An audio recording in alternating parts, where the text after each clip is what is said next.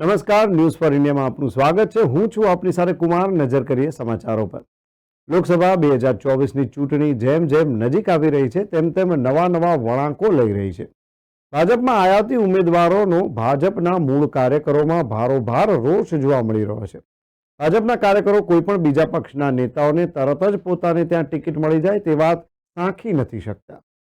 તાજેતરમાં આવા જ એક કિસ્સાએ સમગ્ર રાજકારણમાં ગરમાવો ભરી દીધો છે। સાબરકાંઠા લોકસભાના ભાજપના આયાતી ઉમેદવાર શોભનાબેન બારૈયાનો વિરોધ હજુ પણ યથાવત છે।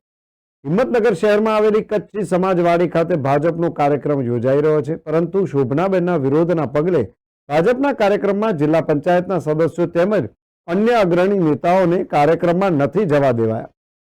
આમ ભાજપના કાર્યક્રમમાં ભાજપના જ કાર્યકર્તાઓ અને નેતાઓએ વિરોધ શરૂ કરી દીધો હતો। બેઠકમાં ન જવા દેતા ભાજપના જ નેતાઓ અને કાર્યકર્તાઓએ હોબાળો મચાવ્યો હતો।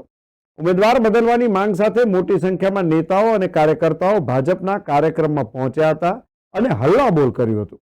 જિલ્લા પંચાયતના પૂર્વ પ્રમુખ સહિત અગ્રણી નેતાઓનો ભારે વિરોધ જોવા મળ્યો હતો અને જો ઉમેદવાર નહીં બદલવામાં આવે તો મોટી સંખ્યામાં રાજીનામા આપવાની શક્યતાઓ પણ દેખાઈ રહી છે। કાલે કોંગ્રેસમાંથી આવ્યા એના સીધા એમપી બનાવો તમે। હવે તો હું જૂના કાર્યકરોને શું કરવાનું છે? મજૂરી જ કરવાની છે। બસ અમારો અવિરોધ છે। અમે પાર્ટી જોડે છીએ, રહીશું, પણ મૂળ કહેવાય કે આ બાબતે અમારો સખ્ત વિરોધ છે। શું નામ તમારું? મહેશ સોલંકી।